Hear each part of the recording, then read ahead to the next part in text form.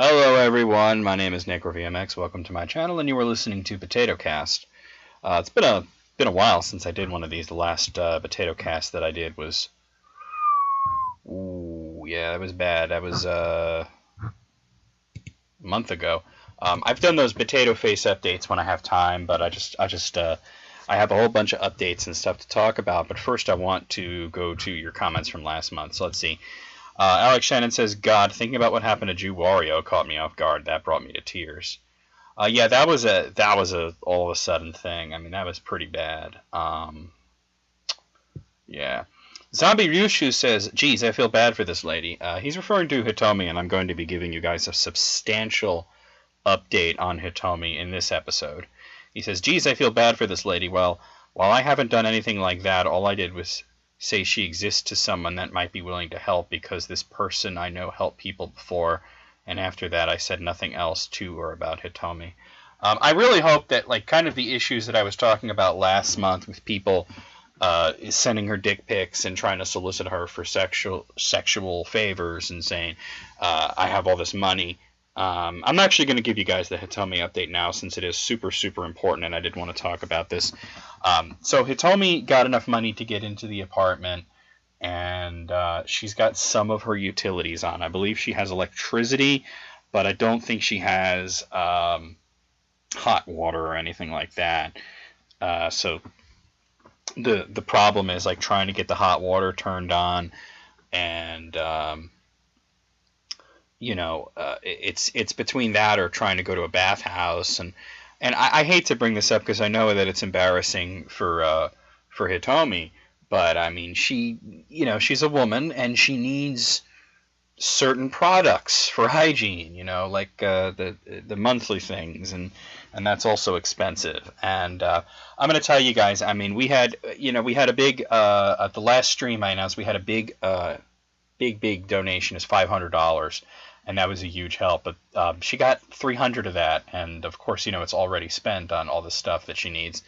And I kind of went into this a little bit last time, but Hitomi is extremely shy about telling anyone, even me, the exact number. So sometimes I'll say, I'm going to do an update. Tell me what it is, what the exact number that it is that you need.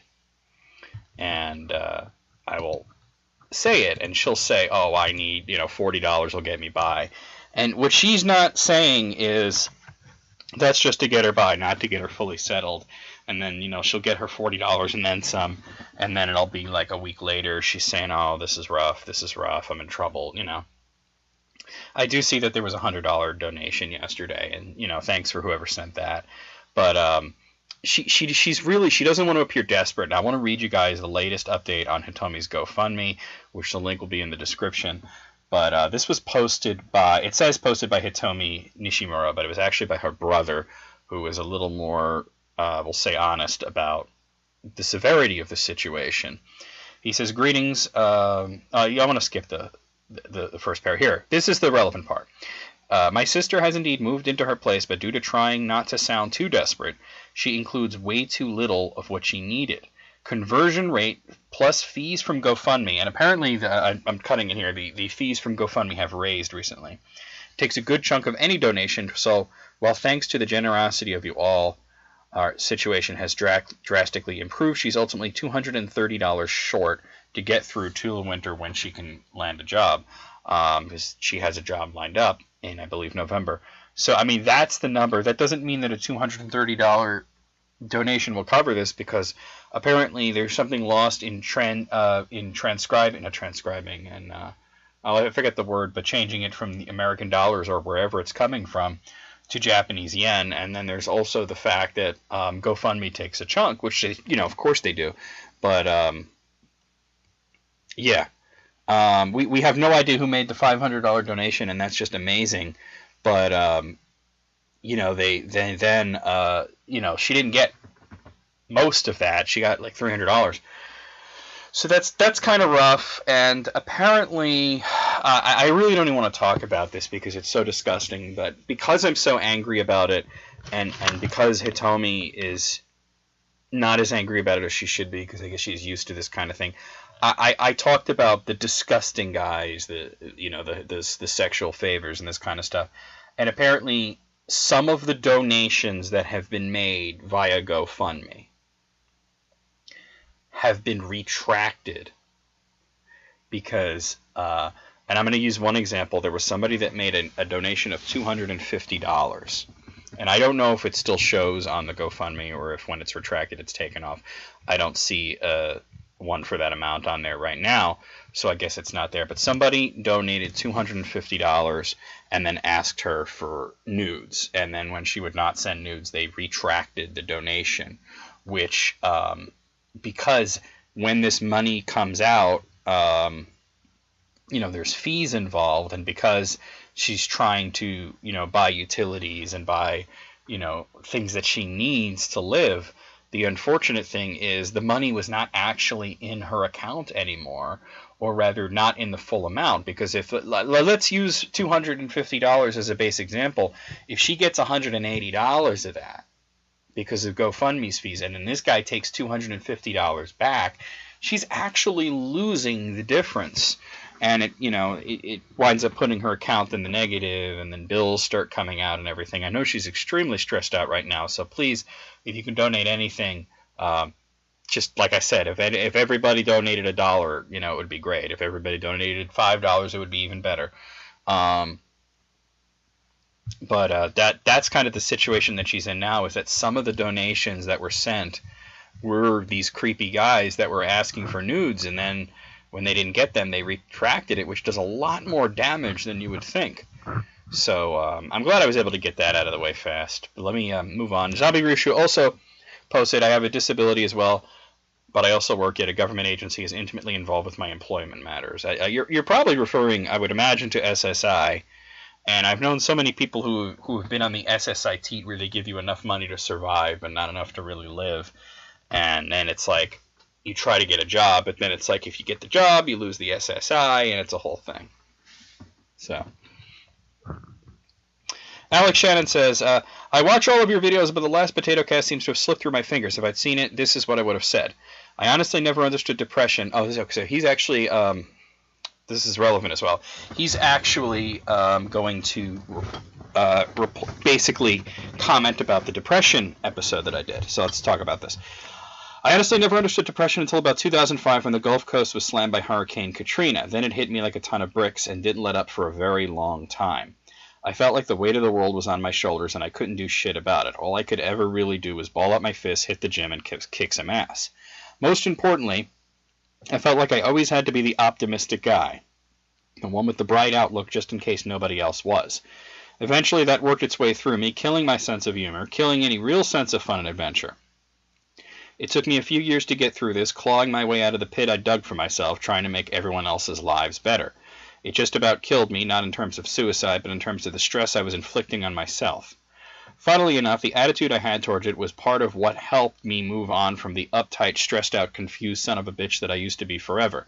Kicking ass, working out, running fast, all that brought me out of my hole in the end, not to say that I got through it all on my own. Funnily enough, your videos were the catalyst to kick all this off, and I found you by accident. I hate to think of where I'd be now if your videos hadn't helped me lighten the hell up. Well, I'm glad that I provided that service for you, and Alex, we're very much in the same situation here. Like I talked about depression in that episode, and I did use a lot of past tense thing. To say that I'm not depressed now would be a lie. I was severely depressed for 5 years because of the progressive health job. Now that I'm out of it, I came out of the depression a bit, but it's a thing that waxes and wanes, and as you know, and as I'm sure you know, it never really leaves you if you're prone to that kind of thing. And and why do you think I do these videos? Why do you think I do this shit after all these years? To still be doing this, to cheer other people up, and I think that's an aspect of depression that a lot of people don't talk about, is the need to try to please other people, to try to make other people feel better. And I mean, just about all the best comedians in the world have been depressed. Look, I talked about Robin Williams. That's just one example.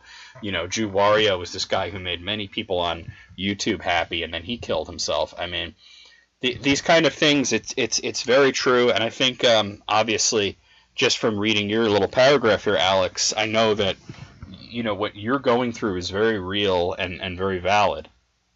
And, you know, and I know that it's ongoing. All right, so Playholder here left a whole string of comments replying to themselves. Let's see. She needs money. Hey, DB, baby, I got your money. Wow, dude, that's not funny. It's a serious situation. And he says, I donate to her if I had more than $4. Well, I understand that. You know, I'm not looking for anybody to put themselves in a state of destitution here. Also, your slowly over time thing reminded me of when I was chain smoking while suicidal in the forest. Dude, I can't even tell if you're serious at this point. My anxiety and depression have rendered me impotent and agoraphobic in the past. I also suffer from fibromyalgia, and because of these, I chain smoke pot while getting called a tweaked. But the chide. All right, I'm going to stop reading this now. I can tell this guy's not serious. See, when people try to play active, oh yeah, I got problems. It's very obvious, you know. Like what Alex said rang very true. What this guy's saying is some bullshit. Okay, the anime fans, hashtag potato. Thinking back to when I was younger, looking at the original Kirby was weird, because back then the only Kirby game I'd played was Kirby 64. And thinking that myself about the original Kirby game on Game Boy, what the ass is this? Why is Kirby being white and not pink? Well, he's Game Boy, man. I mean, I know he's pink on the box. He was white on the box art, but you know, I mean, it was a Game Boy. They can't make it pink on Game Boy. No power-ups. The fuck, and why is this? And this is way too easy. Now I ask how stupid I was when I was a kid. My opinion, E3 was good for Marvel, especially to me with Lego Marvel Superheroes 2, because I'm a Lego fan of the Lego video games. Bethesda's Fallout VR looks somewhat weird, because I never tried anything VR. Question. Oh, actually, there's 3 questions. What is your opinion on the trailer for South Park: The Fractured Butthole? I haven't really seen a whole lot of it other than the original announced trailer, and I'm just kind of like, I'm just going to get it. You know, I don't really need to see a lot. I was very happy with how the first game turned out, and even if it was like more of the same, and I assume that they're going to improve things, and they mentioned in that initial announced trailer how, you know, there were things that they wanted to improve, like they said, oh, the combat suck, we need at least a 91 on Metacritic. But I'm just kind of like, just for the humor of it and the writing and the fact that the South Park guys are involved and I'm huge fans of them, I'm just gonna get it, you know. I want it.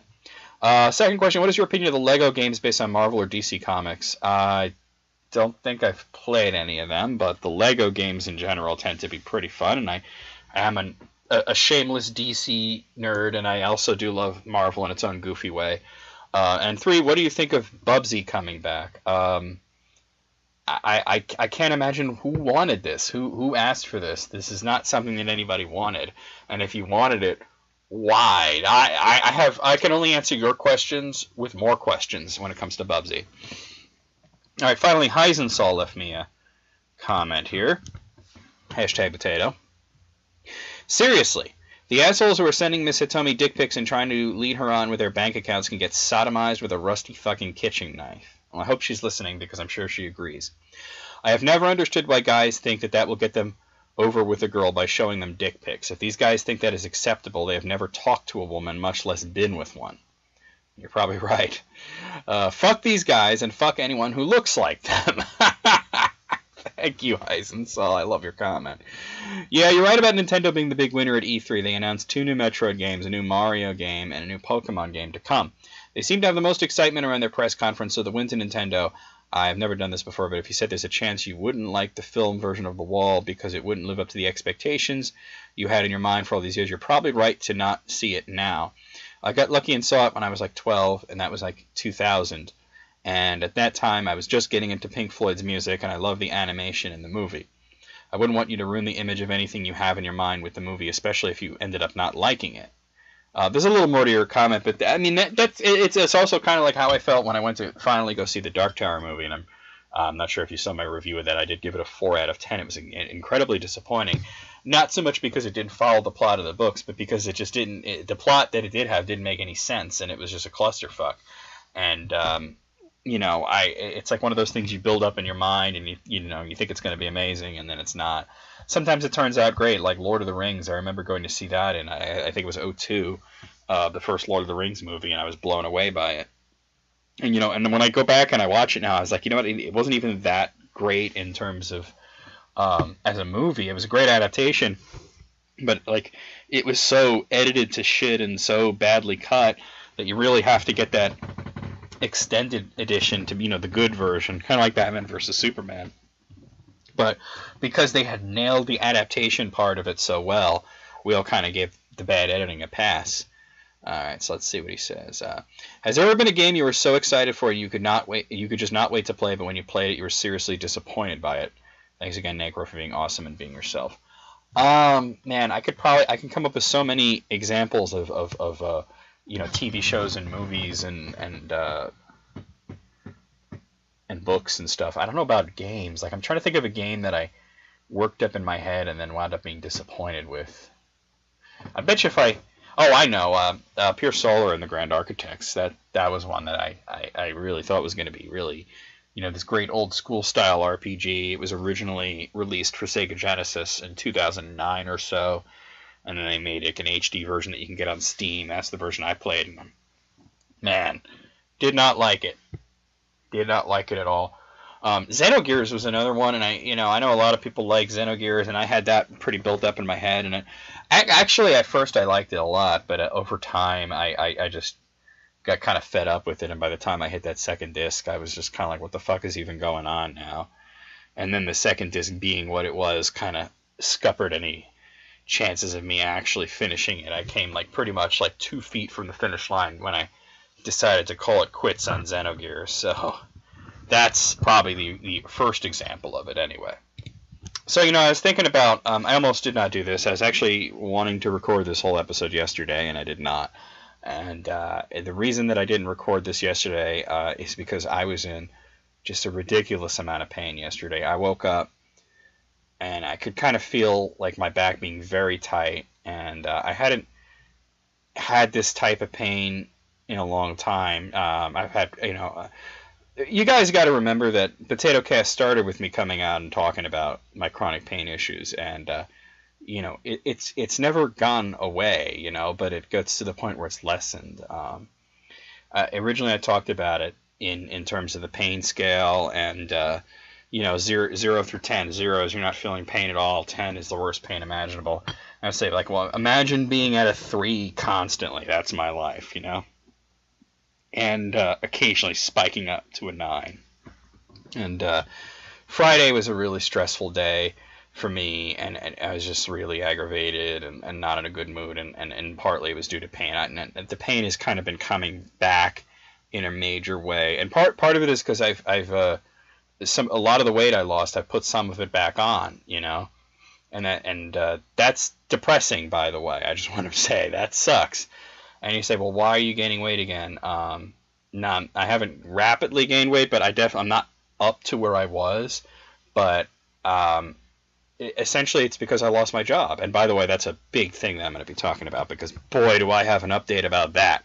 So when I lost the job at Progressive Health, even though I got a new job, there was an interim where I didn't have a job for 2 months, and then, I'm making less money.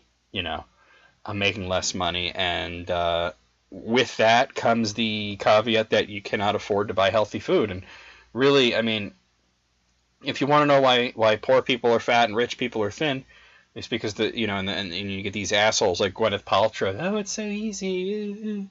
Yeah, it's easy when you have a nutritionist and a personal trainer, and you could afford to buy all the health food that you want. Whereas, I've gone from constantly buying fresh vegetables and lean meats to having to rely a lot on prepackaged food, processed food, and fast food, just simply because it's what I can afford. And then you start to gain weight back. The pain is worse because I'm carrying around a lot more weight, and then it's hard to exercise, and it's kind of a snowball thing, and I'm trying to pull myself out of it, but it's been kind of difficult these last couple of days. Saturday, I woke up in a lot of pain, and I spent most of the day gulping Aleve and sitting upright and trying to feel better. Today, it's not so bad. I'm a 3 on the pain scale right now. It sucks, and I can move better, but walking hurts, let me tell you. Sitting is fine. Laying down hurts. Standing up and walking hurts. Sitting is fine. that the problem is also I've gone from a job where I was pretty active, where I had to walk around a lot and help people and whatnot, to a job where I sit at a desk. And now that comes with its own problems, you know. I don't want to be too graphic, but I got to, you know, I am 36 years old, so I am experiencing what it's like to have hemorrhoids. And they're not severe, you know. It's not awful. It's not all the time. But, boy, does that suck. You know what I mean? And it doesn't help that when it comes to taking a dump, I get a little anal about, ironic that I would use the word anal, I get a little anal about cleaning up back there, you know? So I kind of go a little overboard sometimes, and that exacerbates the issue. But mostly it's just from sitting. I'm talking with my friend Brandon, who I work with, and he used to have severe, like I'm talking terrible hemorrhoids back actually before I met him, because he worked at a cleaner that his parents owned, and he would do nothing but sit on a stool like all day. And he said it got so bad that the blood was soaking through his pants. Now, I'm not experiencing quite anything on that level, but it's something that, you know, if you're not in your 30s, you just wait and you have a job where you sit all the time. So, you know, less exercise, less healthy food, gaining weight back, that leads to more pain. That makes it harder to exercise. That makes you more depressed. So this is kind of what I've been going through. And my sister calls me. So another thing that I did on POTATOCAST is when I lost my job, I talked about it. And I kind of gave a warts and all account of, and I actually recently listened to the POTATOCAST just on Friday. I sat there and I listened to it, or had it playing at work, and listened to it because of what happened. I got a call from my sister, and first she texted me, and she says that somebody else that had worked there that was actually a supervisor had gotten fired, and of course it was one of the good ones. And I mean, I actually got to back up. I'm getting a little ahead of myself here. I'm getting very ahead of myself. I found out that my favorite patient died. Let me talk about that one first.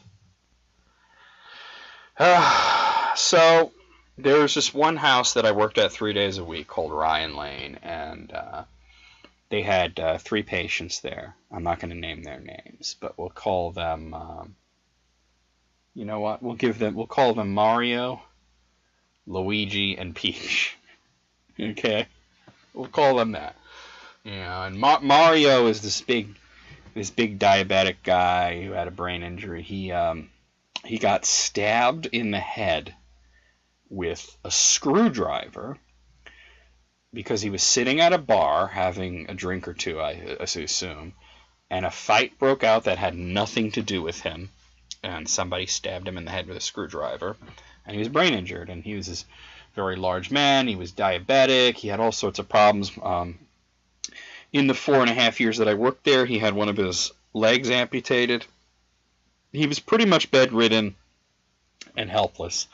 And he was also one of my favorites because he was just such a fucking cool guy. He was nice. He had a great sense of humor. He would joke around with you, you know. I mean, occasionally he could be a pain in the butt, but who can't, right? Who isn't a pain in the butt occasionally? Luigi is this other older guy, Irish dude. He got injured when he was like 17 through I think it was a car accident.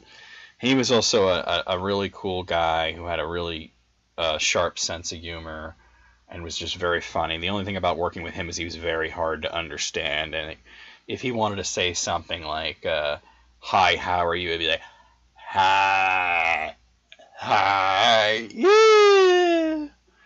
And part of the pleasure of working with him is that I could understand him more often than other people. And sometimes, like, some of the new people would be like, "How the hell do you understand him?" And I was like, "Well, I've worked with him a long time." And then you had Peach. She is kind of a very sarcastic chick that she was kind of a little bit of a pain at times because you know, you're trying to get her to get in the shower and she'd be like, "Oh, not today." You know, just like one of those, you know, like, "Hey, you want to go take a shower?" "Oh, not today." "Hey, it's time to take your meds." "I'm too tired for that," kind of thing. And she's kind of had this dark sense of humor and whatnot. But anyway, that was the house that I worked at 3 days a week. And I found out kind of recently that Mario died.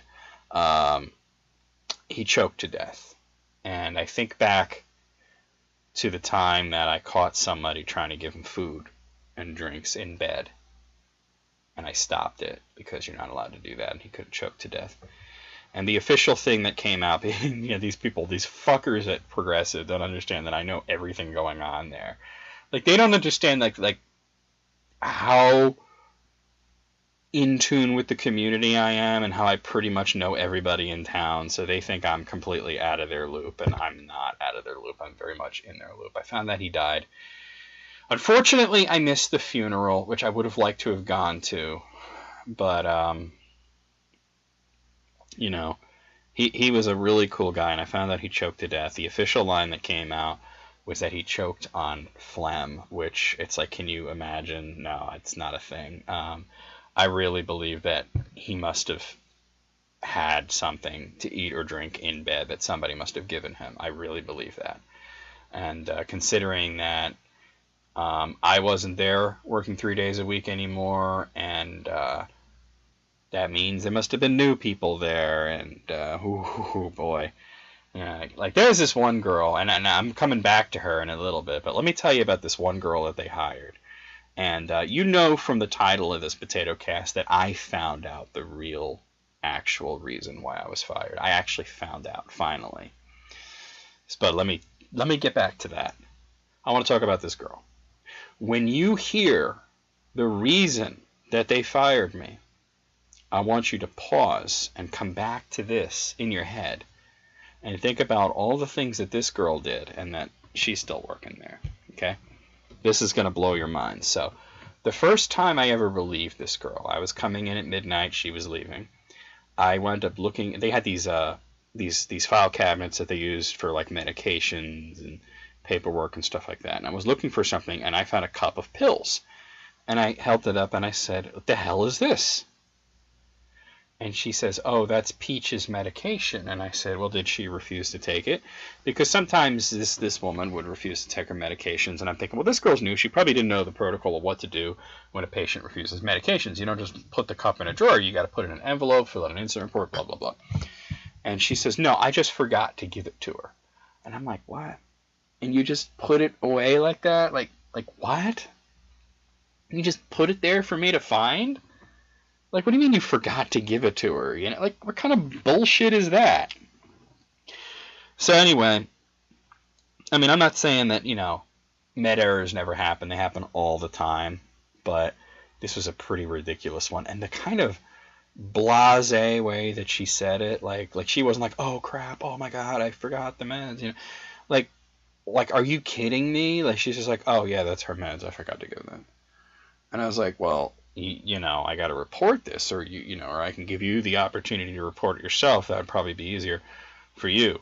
So anyway, obviously she didn't get fired for that. You never get fired for like your first med error, you know. It's like something that's kind of expected, and that was kind of like, it was a dumb one, but I just didn't like her attitude, like the blasé, like, oh, whatever kind of thing. The second issue I had was when you know, I was sitting there waiting for her to leave, and she's in the kitchen fucking making hot chocolate. I'm thinking, like, what the fuck? Like, you can't wait till you get home to make hot chocolate. And then I see her start to put thicket in it. Thicket is like a modified cornstarch that you put in the drinks for people who have swallowing issues, and it makes the consistency of the liquid thicker and makes it easier for them to swallow. That means it's for patients. I said, well, wait a minute, what are you doing? Like, what the fuck are you doing? She's like, "I'm making hot chocolate for Mario." And I'm like, "No, the fuck you're not. You can't give him hot chocolate in bed. He'll die." And then she's just like, gave me this like rolled her eyes, like I'm the asshole. Like, he will die. Now, I want you to consider that since this has happened, he has died from choking to death in bed. And they want me to believe that it was just all phlegm. Right. I believe that. Motherfuckers. So anyway, that's the second time. I said, you absolutely... And I did not go through the trouble of making a report about that. But I did tell one of the supervisors. And apparently she told some other supervisors. And they said that on top of the fact of the med thing, and the fact that she would have given him a cup of hot chocolate in bed, which he definitely would not have lived, considering how bad this guy's swallowing was. And they had received numerous other complaints from other staff who had relieved her about her doing things that were either lazy or neglectful or just downright dangerous. She still had a job, you know.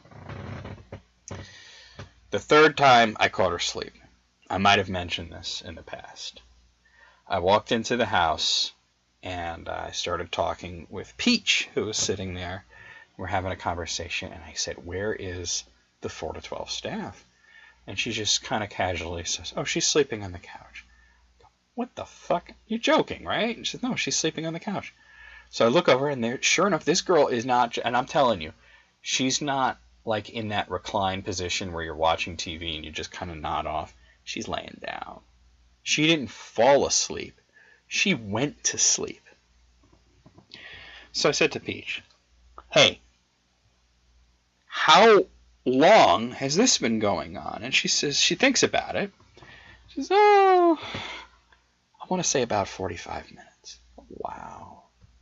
So I said, "All right, hold on. I'm going to call the supervisor." Take my phone outside, make a phone call. I get this one supervisor, name's Taylor. I don't give a fuck if I say the employees' names. I'm just not going to say the patients' names. And I go, "Taylor, it's John." And she can tell I'm pissed about something. And she's like, "What's going on?" And I was like, "I got here, and the staff is dead ass asleep." And she's like, "Oh, interesting. So I think we're going to have to look at the cameras." And I go, No, you don't understand. She's still asleep." So she goes, "Oh, well, in that case, I'll be right over. Because I'm not going to wake the bitch up." So I was sitting there at the kitchen table across from Peach. We're talking. You know, Mario and Luigi are in bed. I check on them to make sure they're fucking still alive, because who knows what this chick's doing, you know. And it took 15 minutes for the supervisor to get there because she had to do something else on the way. So now she's been asleep for an hour. So she comes, and I thought, you know, this supervisor actually handled it pretty well. She woke her up, and the girl just woke up and saw the supervisor standing over her and went, "Holy shit."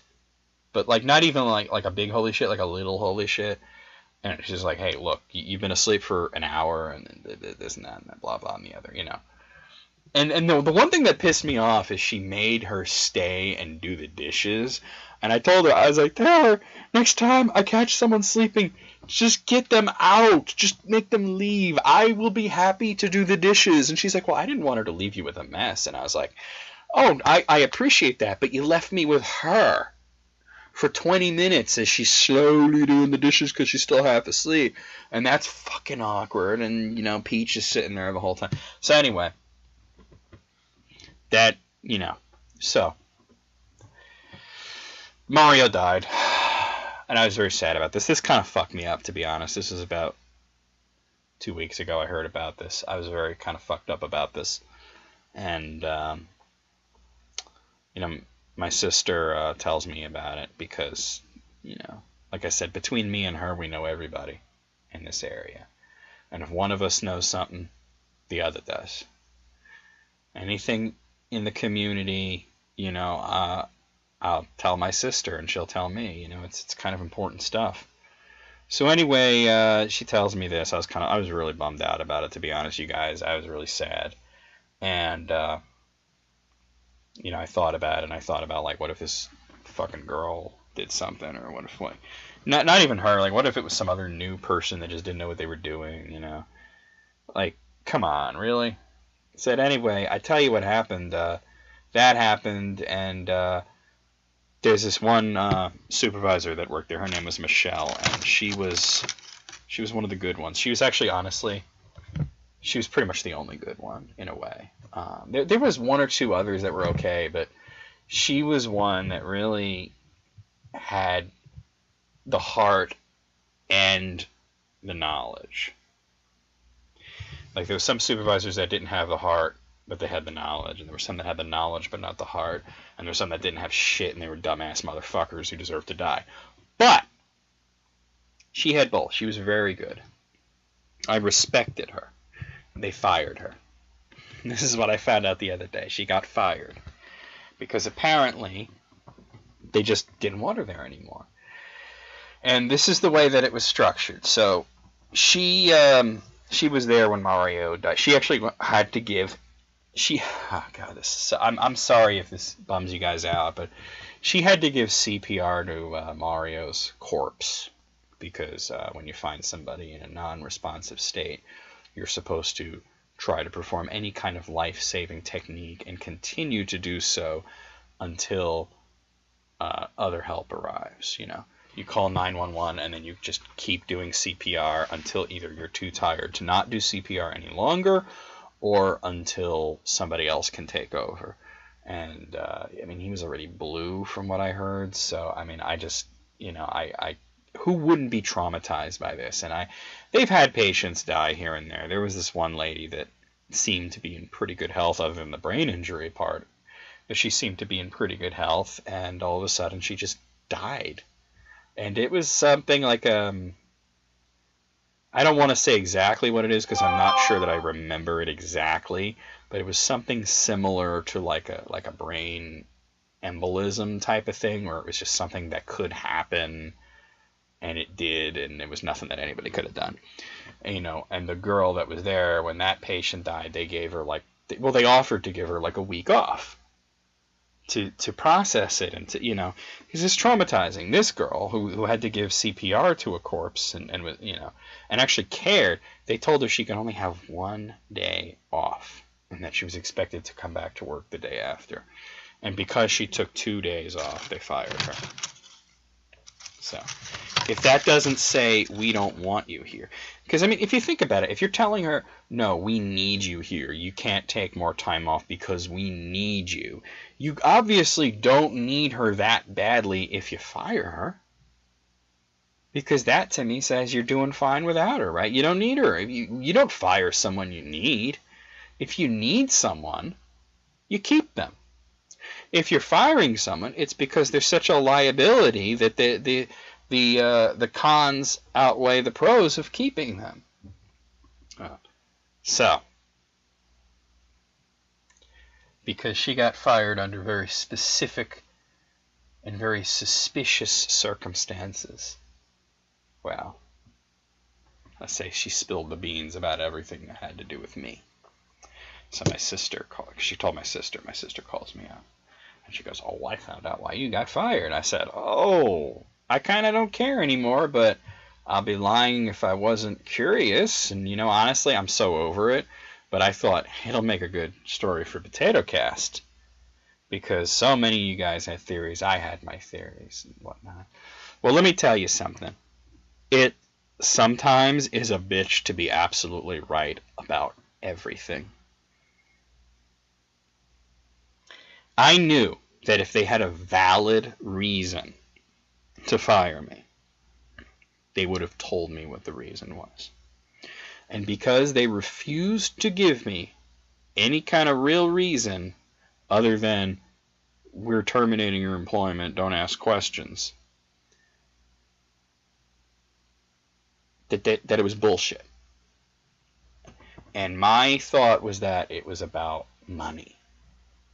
And it absolutely was, because I had been there for several years and they wanted to just get rid of anybody that they had to pay more money an hour, that they probably had to, that they were owing me a raise pretty soon. I had just gotten a bonus. I had mentioned that previously. And I had mentioned it because I went back and I listened. I want to say, what exactly did I say in POTATOCAST? And I mentioned the bonus, and I also mentioned that I had just recently, before they let me go, just recently gotten my very, very late employee review, which was glowingly positive. There was nothing negative on there. There was nothing that I could have argued about because it was all very truthful. And you know, when you get a good review, you're supposed to get a raise, and that hadn't kicked in yet. And I think that they decided to cut costs, hire someone new that they could pay minimum wage, right? Yeah. Remember how I told you guys that I felt targeted? that there would be people there that were new, that had been there 6, 8 months, sometimes a year, and they never got mandated for, forced overtime. But I was getting it once a week on average, sometimes twice a week, but once a week on average. How could you feel that how could you feel otherwise? How could you feel that you're not being targeted? They were trying to get me to quit. Because if you quit, you can't get unemployment. If you're fired, there's a chance you can get unemployment. But if you quit, you absolutely cannot get unemployment unless you're able to prove that you quit because either they have made it unbearable, which is kind of what they did, but I didn't quit, or that you could prove that they violated the law in some way or violated a contract in some way, then you can get unemployment. But anyway, they were trying to get me to quit. They were trying to get me, and this is all like 100% confirmed at this point. This is no longer theory. This is theorem in the realm of mathematics. That's what you would call it. They were trying their damnedest to get rid of me by getting me to quit. And they were trying to make me miserable by, first of all, like treating me like crap, and secondly, by constantly mandating me for overtime when other people were getting away with not doing it at all. And when that didn't happen, when I proved to be tougher than that, I guess, they just fired me. And the excuse that they came up with, even though they didn't tell me, because I think they knew that it would be a bad idea to do so, was one of the newer employees complained that I was rude to her. That's my sister said that. And Michelle, the now fired supervisor who leaked all this information out, said that it was bullshit and that this person deserved whatever I said. And once I heard that, I said, I know who it was. It was that girl, the one that I caught hiding the meds, the one that I caught sleeping, the one that almost killed the patient who now is dead. So, there you go. She went and said whatever she said. Who knows? She said I was mean to her. And they fired me for that, which is funny because I was a lot meaner to some other people. When I find something, I was very attached to these patients, and when I found somebody doing something that I thought to be either neglectful or outright abusive, I would get really, really angry about it.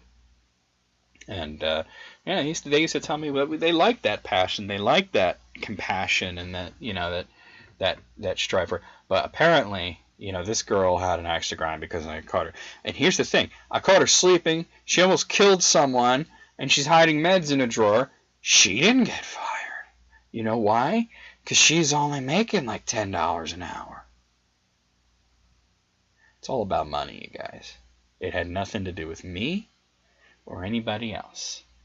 Do you really think that if one employee says, hey, this guy's been mean to me, and they have multiple instances of me reporting her for very legitimate things, including sleeping on the job, that they wouldn't talk to me about it first? There was no write-up. I'd never been written up for talking mean to somebody. Do you really think that sounds valid? Of course not. So this all fell into place, and I know the entire I'm kind of skimming over some of the more boring aspects of it, but I told my sister, because I talked on the phone about this on Friday, and she's like, "Do you feel better about this?" And I go, "No, I feel worse." But thanks for telling me anyway, because it'll make a great fucking story for POTATOCAST. But she's like, "But do you feel better knowing that you didn't do anything wrong?" And I go, "Kristen, I know I did nothing wrong. I knew that back then. It drove me crazy for a little bit because I was out of work, but now that I have another job and I'm super happy, quote unquote, super happy. It's so funny. I'm happier. I'm happy with my job. There's some aspects of it that are frustrating. Friday was a bad day for me, but it's a million times better than Progressive Health. Fuck them all." And I'm going to paraphrase somebody here. I'm going to paraphrase Heisensaul. Fuck them, and fuck anyone who looks like them.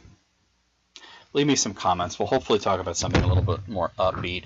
Link to Hitomi's GoFundMe in the description. Please donate something. She's still in need of help. And like I said, when she says she needs this amount, it's really that amount plus. Her brother's a lot more able to get to the heart of it. And I've told Hitomi multiple times, will you please just tell me the full amount that you need?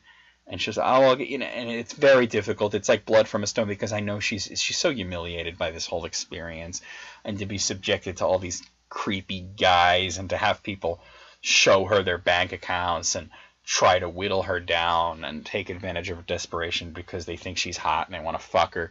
Yeah, you know what? I think she's hot. Okay? You don't see me doing this shit. Dumb motherfuckers.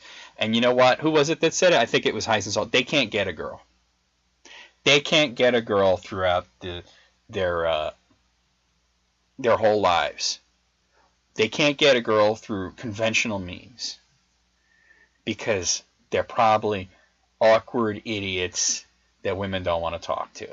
So this is what they do. These are the kind of guys who put ads on Craigslist looking for hot homeless chicks, saying, you know, I'll let you live at my house for free if you're really hot, and this and that, and we'll work something out. I've seen this shit. It exists. Leave me some comments. Please leave her some donations. If you can't donate, you know, I can't force you to.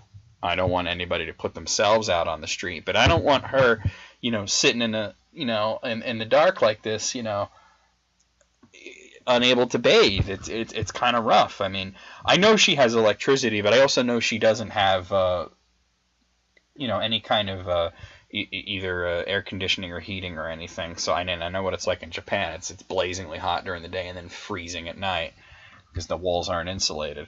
So, you know, help us out here. Help her out, but help me out, because let me tell you guys, this stresses me out, and I don't want to say that because then she's going to be like, I don't want to stress him out, but I want to help her, you guys. And if I was making the money that I was making at Progressive, I'd be giving her $50 a week like I was back then. But I can't afford it now. So, you know, I can't even afford to buy vegetables. So I could afford to live and live fairly. You know, I'm comfortable. You know, it's just that I'm eating crap food. That's the only thing. That's the thing that sucks. And hopefully I can, you know, like work my way up and make some more money and whatnot. But yeah, leave me some comments. I'll reply to them. Hopefully we can get back into the groove of doing this on a more regular basis. See you guys next time. Potato.